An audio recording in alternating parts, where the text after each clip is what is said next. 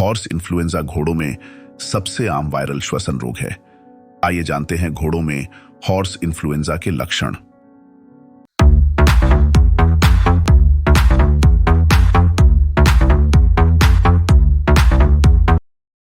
यह घोड़ों के ऊपरी और निचले श्वसन पथ को प्रभावित करता है और अत्यधिक संक्रामक होता है। वायरस की चपेट में आने के बाद घोड़े 10 दिनों तक संक्रामक रह सकते हैं। क्लिनिकल लक्षण अन्य रेस्पिरेटरी इन्फेक्शंस के समान होते हैं, जिससे लैब टेस्ट के बिना हॉर्स इन्फ्लुएंजा को अन्य बीमारियों से अलग करना मुश्किल हो जाता है। हालांकि यदि बीमारी तेजी से फैलती है और कुछ लक्षण मौजूद होते हैं, तो यह आमतौर पर संकेत होता है। सबसे पहला लक्षण है बुखार बहुत ही उच्च तापमान का होता है, 103 से 106 डिग्री, जो 1 से 3 दिन तक चलता है।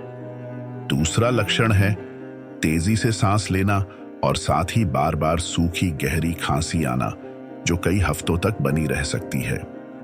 तीसरा लक्षण है आंखों से साफ पानी निकालना और नाक से पानी निकालना, जो गाढ़ा और पीले या हरे रंग का हो सकता है। चौथा लक्षण है भूख न लगना या अवसाद। पांचवा लक्षण है घोड़ों में सब मैंडिबुलर लिम्फ नोड्स, मतलब गले में मामूली सूजन या कोमलता। संक्रमित घोड़े के खांसने पर हवा में निकलने वाले कणों से वायरस आसानी से फैलता है, लेकिन यह ब्रश या कपड़ों जैसी दूषित वस्तुओं से भी फैल सकता है। जो घोड़े बार बार नए घोड़ों के संपर्क में आते हैं, जैसे कि जो घोड़े शो के लिए यात्रा करते हैं, उनमें इस बीमारी से संक्रमित होने का जोखिम उन लोगों की तुलना में अधिक होता है जिन्हें कभी टीका नहीं लगाया गया है और जो पहले वायरस के संपर्क में नहीं आए हैं।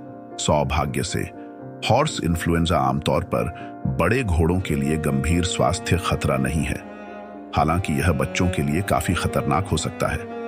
ज्यादातर मामलों में घोड़े 2 से 3 सप्ताह के भीतर पूरी तरह से ठीक हो जाएंगे।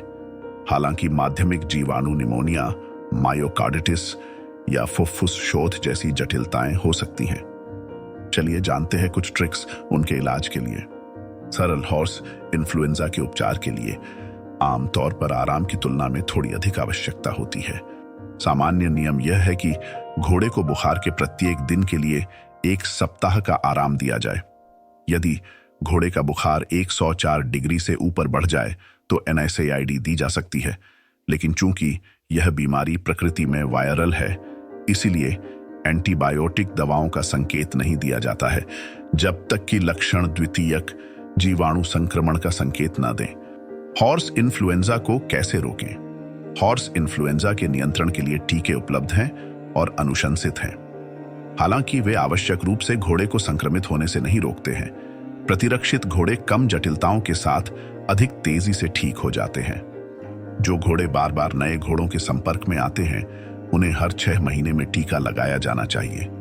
हॉर्स इन्फ्लुएंजा के प्रसार को रोकने के लिए स्वच्छता भी महत्वपूर्ण है। संक्रमित घोड़े पर उपयोग किए गए उपकरण और कील का उपयोग अन्य घोड़ों पर नहीं किया जाना चाहिए। बीमार घोड़ों के संचालकों को असंक्रमित घोड़ों वाले क्षेत्रों में प्रवेश करने से पहले अपने हाथ साबुन और पानी से धोने चाहिए और अपने कपड़े और जूते बदलने चाहिए। आज के लिए इतना ही। अगले व्लॉग में मिलेंगे और कोई इंटरेस्टिंग टॉपिक के साथ। बहुत जल्दी ही हम शालिहोत्र संहिता का सीरीज शुरू करने वाले हैं। इस सीरीज को देखने के लिए चैनल को सब्सक्राइब करें, लाइक करें और शेयर करें। धन्यवाद।